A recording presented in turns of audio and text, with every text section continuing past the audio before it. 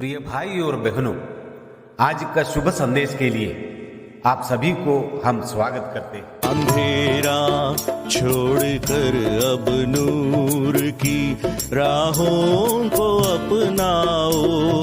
अंधेरा छोड़कर अब नूर की राहों को अपनाओ। भटकती जिंदगी को रोशनी की बात समझाओ। भटकती जिंदगी को रोशनी की बात समझाओ। उजालों ने मोहब्बत का हसीन रास्ता संवारा है। उजालों ने मोहब्बत का हसीन रास्ता संवारा है। चले आओ, चले आओ, चले आओ, उठो। आज का संदेश परमेश्वर के दास नेल्सन थॉमस मुंबई से बांटा जाएगा।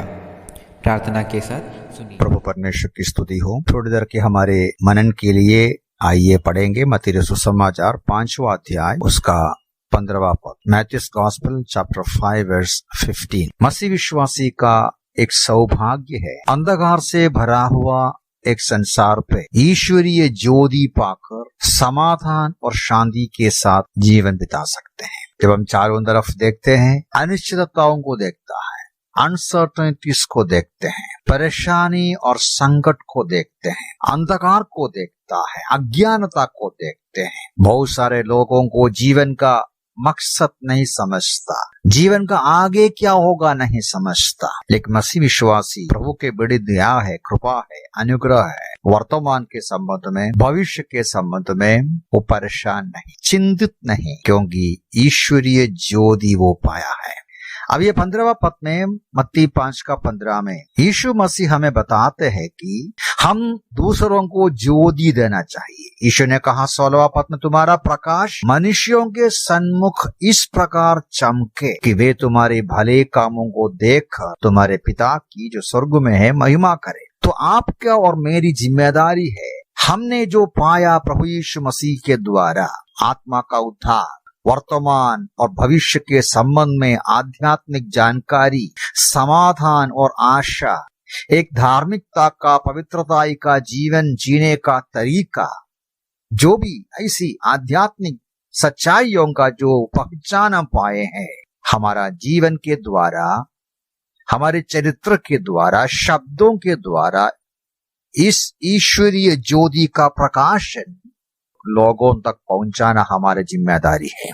लेकिन प्रभु यीशु मसीह यहाँ सूचना देते हैं किस तरीके से इस ज्योति छिपा सकते। यीशु मसीह बोलते हैं कि लोग दीपक को जलाकर टोकरी के नीचे नहीं परंतु दीवट पर रखते हैं कि ज्योति सारे घर में प्रकाश मिले। परमेश्वर की इच्छा ये है कि हम हमारी ओर से ज्योति जाए, प्रकाश जाए।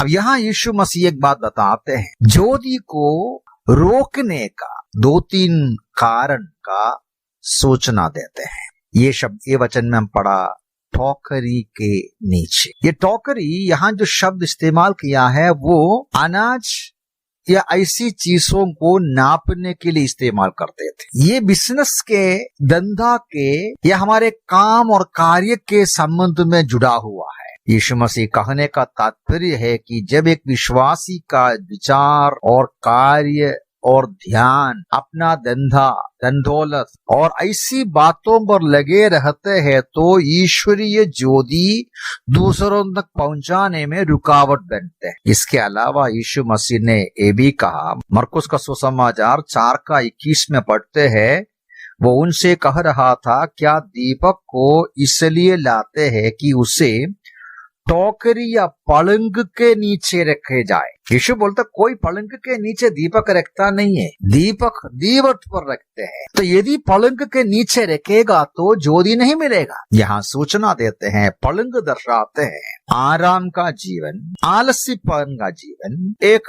आराम का जिंदगी का पसंद करते हैं, आलसीपन का जीवन पसंद करते हैं, सोते रहने का जीवन पसंद करते हैं। यीशु मसीह सूचना देते हैं हमारी ओर से मसीही ज्योति दूसरों तक नहीं पहुंचे। अब लूका 8 का 16 पद देखिए। लूका सुसमाचार 8वां अध्याय का 16वां पद में यहाँ पढ़ते हैं दीपक जलाकर कोई भी उसे बर्तन से नहीं डांपता, ना ही काट के नीचे रखता। यहाँ यीशु मसीह तीसरी एक रुकावट बताते हैं। दीपक को जलाकर टोकरी के नीचे नहीं, पलंग के नीचे नहीं, यहाँ बर्तन के नीचे। बर्तन क्या है आप समझते हैं? ये बताते हैं कि किस प्रकार हमारा मन और विचार खाने पीने की बातों पर लगे रहते हैं, तो कितना रुकावट मसीह की ज्योति दूसरों तक पहुंचाने में होते हैं। ये बात प्रभु यीशु मसीह मत्ती 6 अध्याय उसका 25 पद में भी हम पढ़ता है। मत्ती 6 का 25 में, इस कारण मैं तुमसे कहता हूँ कि अपने प्राण के लिए ये चिंता ना करना कि हम क्या खाएंगे या क्या पिएंगे, ना ही अपने देह के लिए कि क्या पहनेंगे। क्या प्राण भोजन से या देह वस्त्रों से बढ़कर नहीं। एक मसीह विश्वासी के संबंध में क्या खाएंगे, क्या पिएंगे या क्या पहनेंगे, ऐसी दुनियादारी वर्तमान काल की आवश्यकताओं के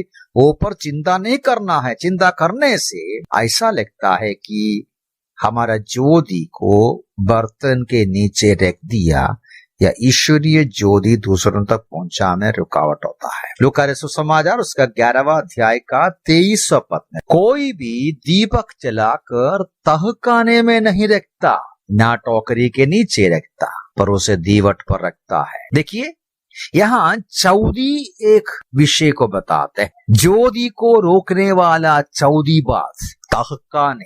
क्या है तहखाने मतलब? तहखाने मतलब वो है जो घर के अंदर जो सीक्रेट गुप्त जगह होता है, जो नॉर्मली खोलते नहीं, वो अंधकार से भरा हुआ है। वहां ऐसी चीजें देखते हैं जो नॉर्मली या अधिकांश बार हम लेते नहीं है। सीक्रेट प्लेस लिखा है इंग्लिश भाषा में, गुप्त स्थान। एक मसीह विश्वासी गुप्त जीवन बिता नहीं सकता है।